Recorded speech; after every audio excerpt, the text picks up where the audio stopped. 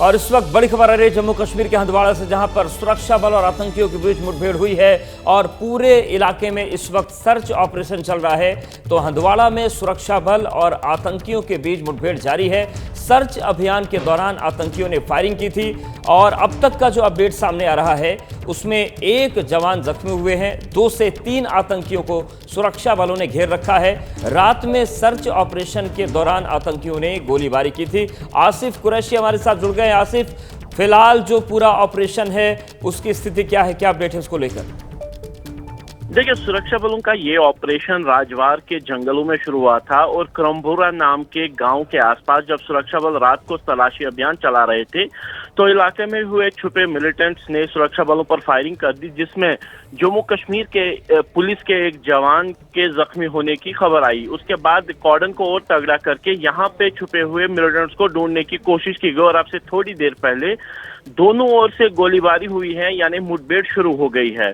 Police की तरफ से इस बात की पुष्टि कर दी है कि इस इलाके में 2 से 3 मिलिटेंट्स के छुपे होने की खबर के बाद ही यहाँ पे रात में कॉर्डन करके तलाशी अभियान शुरू किया गया था, जो अब से थोड़ी देर पहले एक मुठभेड़ में बदल गया है। लेकिन चूंकि ये इलाका काफी घना जंगल वाला इलाका है, फैला हुआ इलाका है, इसीलिए सुरक्षा बलों ने आसपास के गांव के रहने वाले लोगों को फिलहाल घरों में ही रहने की हिदायत दी है ताकि ऑपरेशन में किसी तरह की बाधा ना आए, क्योंकि आशंका यह है कि जो पहले फायरिंग हुई थी उसके दौरान अपने हाइड आउट से मिलिटेंट निकलकर खुले में आ गए हैं और इसीलिए ये ऑपरेशन काफी ज्यादा सख्त हो गया है, क्योंकि खुले में सुरक्षा बलों के सामने आमना सामना इस समय 2 से 3 मिलिटेंट्स के साथ हो रहा है। दोनों ओर से लगातार गोलीबारी की आवाजें भी इलाके में गूंज रही है। बिल्कुल आसिफ, नजरें बनाए रखिएगा। फिलहाल आपको बहुत शुक्रिया हमारे साथ जुड़ने के लिए, जानकारी और अपडेट्स को देने के लिए। कुछ और अहम खबरों का रुख करते हैं। वक्फ संशोधन बिल को लेकर आज मुस्लिम संगठन धरना प्रदर्शन करेंगे।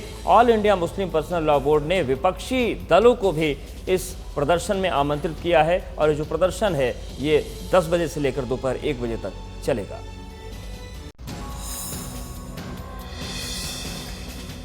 वक्फ संशोधन बिल के खिलाफ आज दिल्ली के जंतर मंतर पर मुस्लिम संगठन जुटेंगे। प्रदर्शन में all India Muslim personal law board के अलावा जमीयत उलेमा हिंद, जमात इस्लामी जैसे तमाम मुस्लिम संगठन शामिल होंगे, जिसमें कांग्रेस, समाजवादी पार्टी, शरद पवार की एनसीपी, डीएमके, टीएमसी, एआईएमआईएम शामिल है।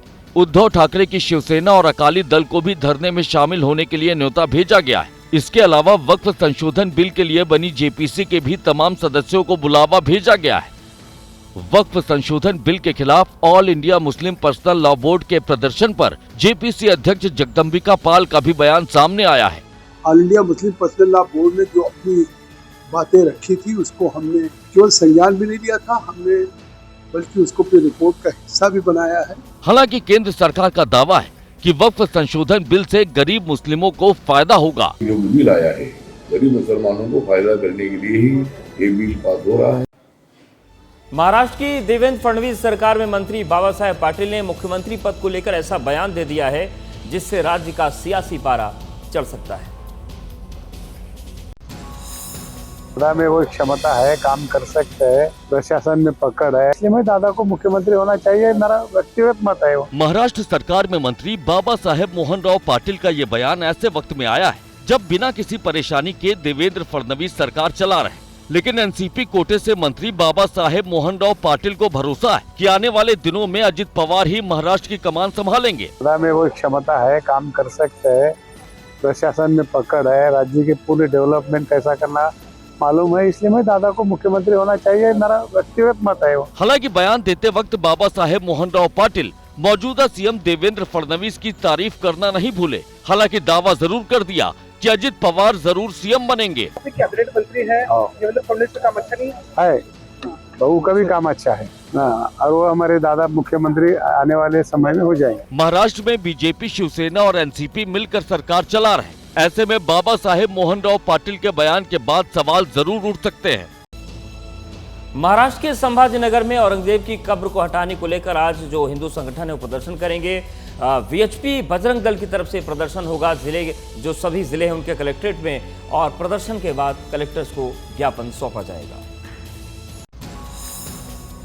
महाराष्ट्र में मुगल बादशाह औरंगजेब की कब्र का मुद्दा तूल पकड़ता जा रहा है। विश्व हिंदू परिषद और बजरंग दल आज औरंगजेब की कब्र के खिलाफ सड़कों पर उतरेगी, जिसके बाद संभाजी नगर में औरंगजेब की कब्र की सुरक्षा बढ़ा दी गई है। हिंदू संगठनों की मांग को शिवसेना सही बता रही है। औरंगजेब की जो कब्र है खुलताबाद में, वो कब्र वहां नहीं होनी चाहिए, उसको उखाड़ कर फेंक देना चाहिए।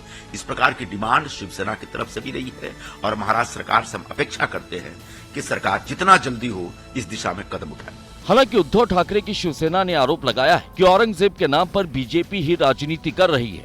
आप कानून में बदलाव करके उसे हटा सकते हैं, लेकिन आपको तो कब्र भी रखनी है, आपको तो उसका राजनीतिक फायदा भी लेना है। वहीं शरद पवार की बेटी और सांसद सुप्रिया सुले ने नेताओं को नसीहत दी कि इस मामले में दखल नहीं देनी चाहिए। Historical thing, and I don't think politicians like any of us should interfere. This is about history, and historians should speak. पहाड़ के लोगों पर विवादित बयान देकर चौतरफा गिरे वित्त मंत्री प्रेमचंद अग्रवाल को इस्तीफा देना पड़ा और इससे पहले सीएम धामी से उन्होंने मुलाकात की, लेकिन मुलाकात से पहले वो मीडिया से मुखातिब हुए, अपनी बात रखी और भावुक हो गए। जिसने इस आंदोलन, इस उत्तराखंड को बनाने में अहम भूमिका निभाई, लाठियां खाई, तो आज ऐसे व्यक्ति को सिर्फ इसलिए उसको टारगेट बना जाए तो मुझे बोलने की आवश्यकता नहीं है। और मेरे जैसे एक आंदोलनकारी की बात को जिस प्रकार से तोड़ मरोड़ के पेश किया गया, इन सब बातों के बाद जो वातावरण मेरे प्रदेश का बनाया गया, मेरी इच्छा है मेरा प्रदेश आगे बढ़े। मैं इस प्रदेश को आगे बढ़ाने में जो योगदान, जो मेरा हो सकता है, मैं देने को तैयार हूँ। और इसलिए आज मैंने निर्णय लिया है, मैं अपने पद से त्यागपत्र लेने माननीय मुख्यमंत्री जी के पास जाऊँ। इस्तीफे का ऐलान करते करते प्रेमचंद अग्रवाल का गला भर आया। वो सीएम धामी के पास पहुंचे, उन्हें अपना इस्तीफा सौंप दिया। इस कदम को उनके पहाड़ियों पर दिए गए विवादित बयान का डैमेज कंट्रोल बताया जा रहा है। बिहार में जैसे जैसे विधानसभा चुनाव नजदीक आ रहे हैं, नीतीश कुमार के बेटे निशांत की राजनीतिक एंट्री की मांग जोर पकड़ती जा रही है और यही वजह है कि निशांत की रोजाना नए नए पोस्टर भी लग रहे हैं, जारी हो रहे हैं। मुख्यमंत्री नीतीश कुमार के बेटे निशांत की राजनीति में एंट्री की अटकलें तेज हो गई हैं, क्योंकि पटना में निशांत कुमार के बड़े होर्डिंग्स लगाए गए हैं, जिसमें लिखा है कि बिहार की मांग सुन लिए, निशांत कुमार का बहुत बहुत धन्यवाद। सबसे बड़ी पोस्टर यहाँ पर लगाई गई है, लिखा गया है कि बिहार की मांग सुन लिए निशांत, बहुत बहुत धन्यवाद। निशांत की पॉलिटिकल एंट्री की डिमांड लंबे समय से हो रही थी। अब खुद जेडीयू नेता भी कह रहे हैं कि निशांत पर फैसला नीतीश कुमार को लेना है। इस पार्टी में वही बात होती है जो नीतीश कुमार की फैसला है। हालांकि कांग्रेस का दावा है कि नीतीश कुमार खुद चाहते हैं कि उनके बेटे निशांत राजनीति में आए। नीतीश कुमार जरूर चाहते थे कि उनके पुत्र राजनीति में आए। हालांकि निशांत के सियासी डेब्यू पर आरजेडी का अपना अलग ही राग है। जिसके कंधा पे निशांत जी हाथ रखे हुए थे, एक तरफ विजय चौधरी जी, दूसरी तरफ संजय झा जी, तो वही लोग नहीं चाहते कि निशांत जी राजनीति में आए। बिहार में कन्हैया कुमार की नौकरी दो पलायन रोको यात्रा का आगाज हो गया है। हालांकि इस पर सियासी सवाल भी खड़े हो रहे हैं और सवाल ये भी है कि आपसी मतभेद के कयासों के बीच कांग्रेस को इस यात्रा से कितना फायदा मिलेगा।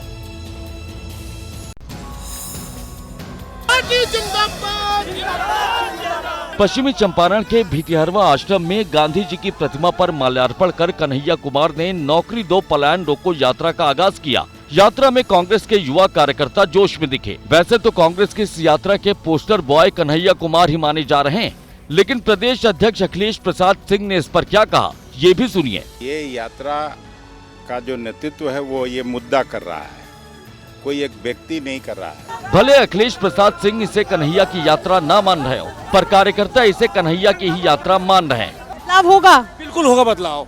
ये हुजूम बता रहा है कि बदलाव होगा। आज कांग्रेस पार्टी चंपारण की धरती से ये जन आंदोलन करने का काम किया कि ये यात्रा कम्प्लीटली युवाओं को जागरूक करने के लिए है। वहीं जब कन्हैया से सवाल किया गया कि क्या वो बिहार चुनाव में कांग्रेस का चेहरा होंगे, तो खुद सुनिए इस पर कन्हैया कुमार ने क्या कहा। पार्टी सिंबल देती है, लेकिन अभी हमारा फोकस इस यात्रा पर है। और बड़ी खबर का रुख करते हैं। बड़ी खबर यह है कि 30 मार्च को प्रधानमंत्री नरेंद्र मोदी नागपुर जाएंगे। आरएसएस के प्रतिपदा कार्यक्रम में वो शामिल होंगे। आरएसएस प्रमुख मोहन भागवत से उनकी मुलाकात भी होगी। तो बड़ी खबर यह है कि 30 मार्च को नागपुर प्रधानमंत्री जा रहे हैं। नीरज पांडे हमारे साथ जुड़ गए, हमारे वरिष्ठ सहयोगी। नीरज, क्या जानकारी मिल रही है नागपुर दौरे को लेकर? जी बिल्कुल, प्रधानमंत्री नरेंद्र मोदी 30 तारीख को नागपुर जा रहे हैं और इस दौरान आरएसएस मुख्यालय जाएंगे। आरएसएस मुख्यालय में वो जो वार्षिक प्रतिपदा कार्यक्रम होता है आरएसएस का, उस कार्यक्रम के वो मुख्य अतिथि होंगे, उसमें शामिल होंगे। और ये पहला मौका होगा पिछले कुछ सालों में जब वो आरएसएस मुख्यालय में जाएंगे और वहाँ के कार्यक्रम में हिस्सा लेंगे। लेकिन सबसे इम्पोर्टेंट बात यह है कि इस दौरान लंबे समय बाद उनकी आरएसएस प्रमुख के साथ मुलाकात होगी। आरएसएस प्रमुख के साथ एक मंच साझा करेंगे और माना ये भी जा रहा है कि इस मुलाकात के बाद जो भारतीय जनता पार्टी के राष्ट्रीय अध्यक्ष का जो मसला है वो भी सुलझ जाएगा और राष्ट्रीय अध्यक्ष भी भारतीय जनता पार्टी किसे बनाएगी इसका रास्ता भी साफ हो जाएगा। जी बहुत धन्यवाद हमारे साथ जुड़ने के लिए, जानकारी और अपडेट्स को देने के लिए।